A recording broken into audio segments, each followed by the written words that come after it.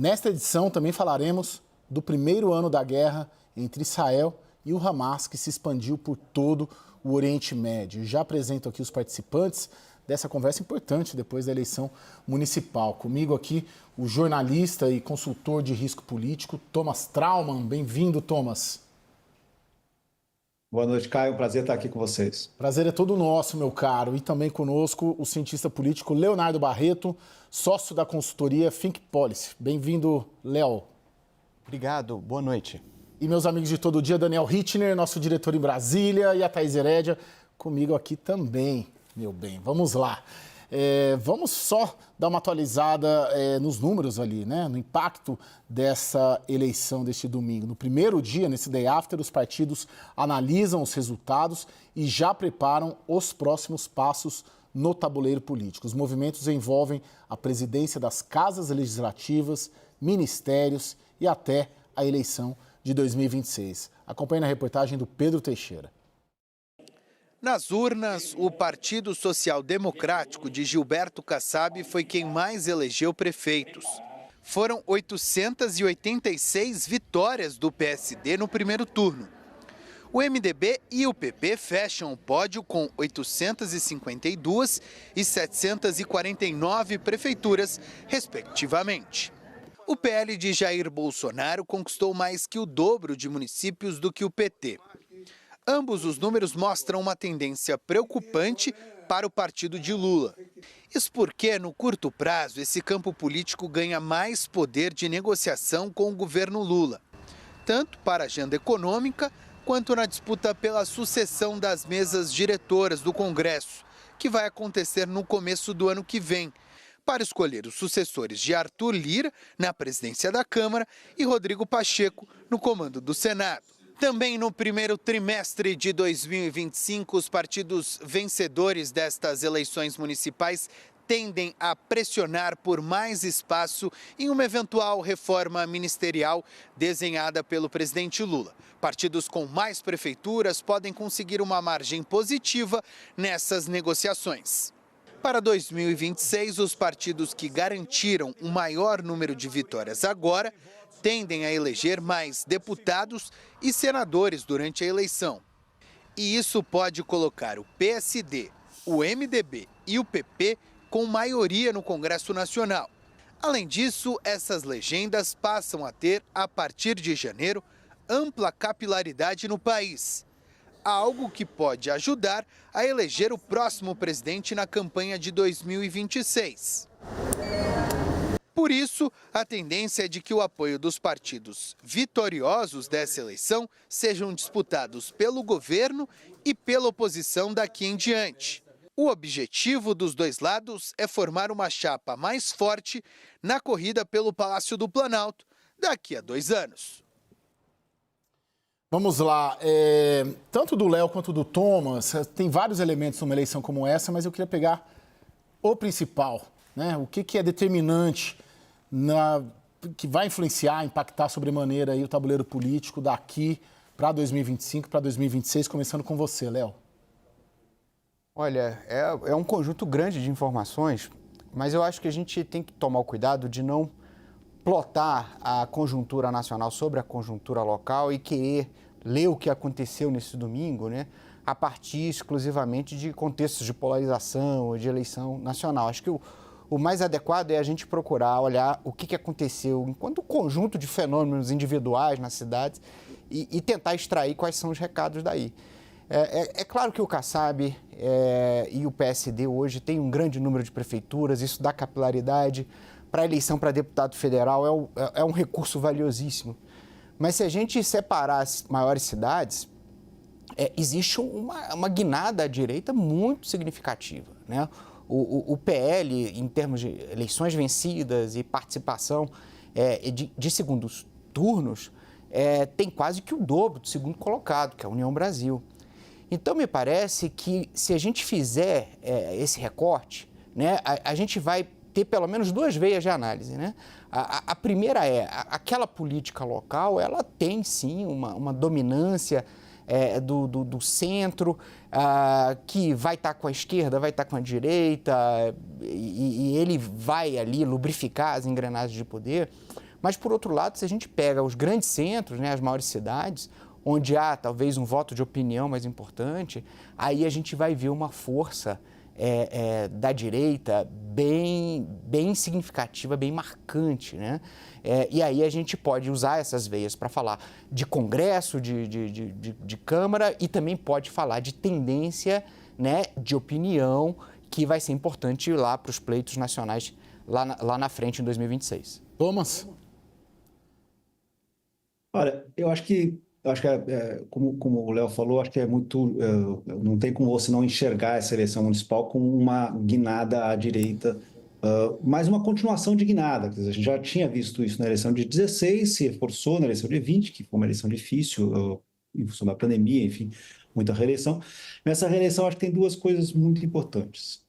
A primeira é a direita venceu, mas venceu rachada. A oposição está rachada e eu acho que isso, para mim, é a questão que a gente vai enxergar nos próximos meses na questão política. Os fenômenos como o do Marçal em São Paulo e de outros candidatos muito mais radicais, Fortaleza é um caso, o Engler em Belo Horizonte é outro, o Fred em Goiás é outro, são casos de uma direita que não é a direita padrão, não é a direita tradicional, não é a direita Tarcísio, ou a direita Zema, ou a direita Caiado, ou a direita Ratinho. Não é a direita, vamos dizer assim, como se conhece. É uma direita muito mais radicalizada, é uma direita muito mais parecida com o Bolsonaro de 18 ou com o Javier Milei. E essa divisão na oposição, para mim, é a grande questão que a gente vai ver e que vai influenciar a eleição presidencial. A segunda questão que é muito importante é mostrar a quantidade de reeleições que nós tivemos. Essa foi uma eleição onde houve muitos prefeitos foram reeleitos. E grande parte disso aconteceu por quê? Porque eles receberam emendas parlamentares. E essa é a questão toda. Houve um sucesso, as emendas parlamentares mostraram que elas são efetivas. E o que isso significa? Significa que ter o controle das emendas parlamentares, o que já se imaginava, mas agora está comprovado, é o que pode garantir com que os deputados se reelejam em 2026. Portanto, isso vai acirrar a disputa pela presidência da Câmara, isso fortalece, de um lado, o PSD do Kassab, o seu candidato Antônio Brito, e torna aí mais perigosa a situação do candidato do Arthur Lira, que é o Hugo Mota. Então, acho que são as duas coisas primeiras que eu acho que a gente tem que observar nos resultados de ontem. Eu acho interessante, eu vou colocar aqui a visão do próprio Palácio do Planalto hoje, bate um pouco com o que vocês dizem, mas distorce um pouco no meu sentir, né? O ministro das Relações Institucionais, Alexandre Padilha, ele acabou minimizando, né, essas derrotas sofridas pela esquerda que vocês acabam de citar, a vitória da direita e as derrotas da esquerda, citou que os partidos que compõem uma frente ampla do governo foi um resultado muito positivo para o Planalto. Vamos ver o Alexandre Padilha, leitor do Palácio do Planalto, sobre a eleição de ontem. Primeiro, do crescimento em número de prefeituras e vereadores e vereadoras em relação ao que tinha em 2020, do conjunto dos partidos que apoiam o presidente Lula.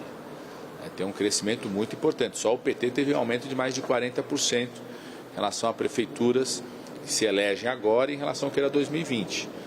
Então, conjunto de partidos que apoiam o governo, com lideranças, que têm ministros, também tiveram um crescimento expressivo. Sabemos da força dessa extrema-direita no país, ninguém nega essa força, ninguém nega, né, a capilaridade nacional dessa força. Agora acreditamos que no segundo turno, essas lideranças que compõem essa frente ampla do presidente Lula têm todas as condições, estamos convencidos, de derrotar, inclusive, essas lideranças de extrema-direita. Esse é o embate que vai ter no segundo turno. Daniel, interessante que essa frente ampla que o Padilha fala é a frente ampla do Ricardo Nunes, porque os partidos que estão na coalizão do Ricardo Nunes aqui contra o Guilherme Boulos, a maioria dos partidos tem ministérios no próprio governo Lula. Eu divido ali, acho que essa leitura do Alexandre Padilha, ela está um pouco... míope, acho até que é mais para fora do que para dentro a leitura, porque o Centrão está em todo lugar, dá para dizer que todos os dirigentes ganharam, porque o Centrão está no Palácio do Planalto e está dentro do Palácio dos Bandeirantes. Agora, essa é a visão mesmo ali de governo? O Palácio do Planalto enxergou como positivo o recado das urnas de ontem? Olha, se for, Caio, não dá para sustentar. Isso não está minimamente baseado nos resultados que a gente viu. Basta para seguir a tese do ministro Padilha de que a vitória dos partidos que compõem o governo, da base aliada do presidente Lula, são vitórias também do governo, de certa forma. Basta ir para Salvador e perguntar para Bruno Reis, do União Brasil, se ele se considera da base do governo. Ou ir para Teresina e perguntar para Silvio Mendes, muito ligado a Ciro Nogueira, presidente do PP, se ele acha que é da base do presidente Lula. A mesma coisa o prefeito de Vitória ou o prefeito do PSD eleito em Florianópolis, se eles se consideram da base do presidente Lula. E a resposta será sempre, em todos esses casos, um rotundo não. O governo não ganhou e o PT, embora tenha saído do calvário, expressão usada por Gleisi Hoffmann, basta comparar uma coisa. A gente tem falado muito sobre o esfacelamento, derretimento do PSDB, já não de hoje, mas reforçado pelo desempenho dos tucanos na eleição municipal. Pouca gente notou, Caio, que o PSDB, ainda com todo o encolhimento, fez mais prefeitos do que o PT. Ou colocando de outra forma, o PT, que está dizendo que houve uma recuperação, fez menos prefeitos do que o esfacelado PSDB. Nem na esquerda o PT foi predominante. O predomínio nestas eleições no campo de centro-esquerda e esquerda foi do PSB, do vice-presidente Geraldo Alckmin. Tem um ponto aqui, Caio, interessante, que eu já tinha lido sua coluna mais cedo, Thomas, em que você chama a atenção para essa direita rachada, agora, e que isso pode favorecer, de alguma forma, o presidente Lula para se posicionar. O Caio chama a atenção da atração que o governo pode ter por estar no governo e tem cargos e recursos para isso, mas a base aliada também está rachada, né? Eu fico me perguntando aqui para vocês que são os feras aí da análise política, o quanto isso compromete a lealdade da política, porque eu acho que esse aqui é um outro valor que se perdeu, né? Como é que a lealdade da política hoje, mesmo quando você faz ali um acerto de base, quando você faz ali uma distribuição de ministérios, né? Como é que mede essa lealdade, passa a tomar decisões de política pública, de divisão de poder, a partir dela, porque, do meu ponto de vista, ela me parece extremamente fragmentada, dispersa, é uma lealdade que não tem uma premissa comum, né? Eu sou leal a você porque temos tal ou algum acordo aqui entre nós, Caio. Essa premissa, para mim, hoje me parece muito confusa, ela não tem mais um consenso. Então, jogo aí a pergunta para a roda.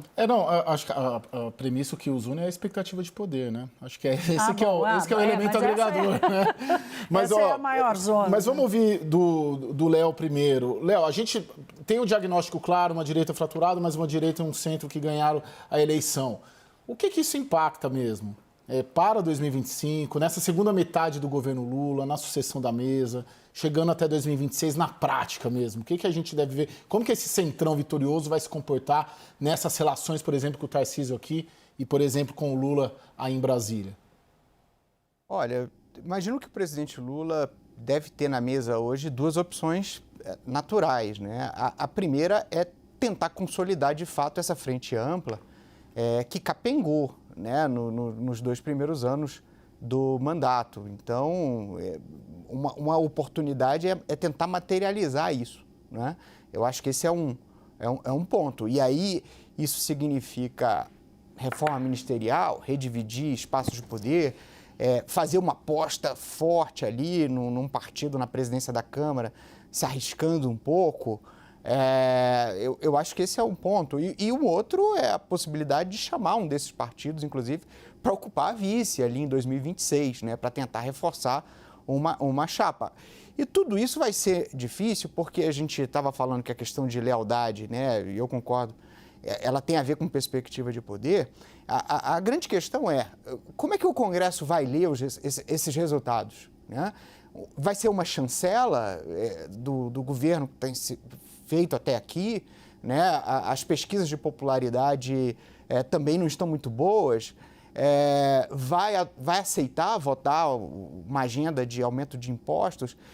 Eu não sei, me parece que esse resultado, e aí eu vou jogar um pouco a bola para a Thaís, porque esse é o campo dela, né?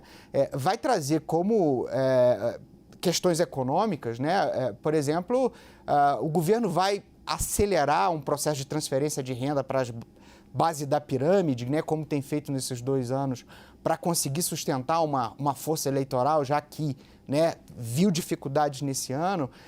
Isso vai vitimar a classe média por meio de taxa de juros, por meio de inflação. O Congresso, com essa leitura toda, vai sustentar um aumento de tributos para cobrir isso?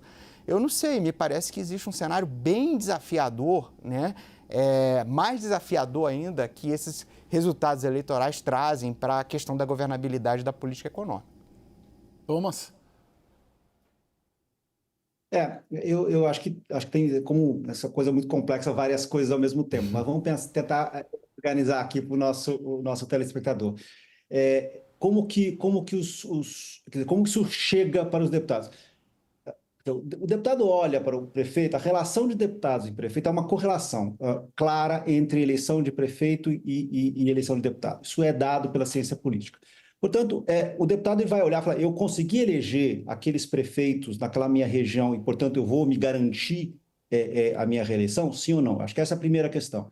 No geral, como a gente viu, foram reeleições, quer dizer, ou seja, são relações já dadas com os deputados. Então, o Congresso ganhou a eleição, né? Para o Congresso, o status quo está bom. E o status quo significa manter o orçamento de emendas nesse tamanho de 50 bilhões para as 2 casas. Portanto, para mim, essa é a questão principal. O Congresso volta falando assim, olha, não importa o que vocês vão fazer com o orçamento, contanto vocês me reservem meus 50 bilhões para a distribuição de emendas, e vai ser muito difícil, por exemplo, as tentativas do ministro do Supremo, Flávio Dino, de tentar tornar essas emendas, a distribuição dessas emendas de uma forma mais transparente e com mais prestação de contas. Também será muito complexo a tentativa que o governo está fazendo de tentar que parte desses valores de emendas sejam transferidos para obras federais. Só para dizer, só para o começo de conversa das próximas semanas, eu acho que isso está dado. Eu acho que esse é um ponto. A outra questão, se a gente for pensar, eu acho que, e eu volto para a questão da eleição da Câmara, porque para mim eu acho que isso é a grande questão para os deputados a partir de amanhã, quando eles começarem a retornar a Brasília, é entender que o Centrão rachou na indicação do Hugo Mota, né? O presidente Arthur Lira indicou o Hugo Mota, mas brigou com a União Brasil, portanto, o Hugo Mota é um candidato forte, porque tem o apoio do Arthur Lira, tem o apoio do PP, tem o apoio do PL, provavelmente tem o apoio dos republicanos, porém, ele não tem o apoio geral. E aí o Kassab chega com um acordo, pré-acordo com o MDB e com a União Brasil, com o candidato dele, que é o Antônio Brito, e que é muito ligado ao PSD da Bahia, é ligado ao ex-governador Jacques Wagner, e a uma parte do PT que está no poder. Então, a gente chega ali numa situação muito, muito curiosa, que, apesar de fraco, apesar de ter uma minoria, o governo tem agora o voto decisivo em relação à eleição da Câmara. Se o governo Lula decide que ele vai apoiar o candidato Kassab, é muito provável que o candidato Kassab ganhe. Se ele decidir, ao contrário, que ele vai apoiar o candidato Arthur Lira, muito provável que o candidato do Arthur Lira ganhe, porque o governo controla aí 105, 170, em torno de 170 deputados. E, ao mesmo tempo, ele vai, obviamente, colecionar um inimigo. No momento que ele escolher um dos dois, o outro vira seu adversário pelo resto dos 2 anos. Então, eu acho que essa vai ser uma decisão muito interessante. O governo tende a fazer uma reforma ministerial onde ele vai ter que escolher um desses 2 lados, o centrão Arthur Lira ou o, vamos dizer, novo centro Gilberto Kassab, e a partir dali ele vai definir qual vai ser o tamanho da base dele em 2025 e talvez até qual vai ser a base que ele vai sustentar para a candidatura de reeleição do presidente Lula. Thaís, bem brevemente, antes da gente ir para o intervalo, você apostaria numa influência desse resultado na condução da agenda econômica nesses próximos 2 anos?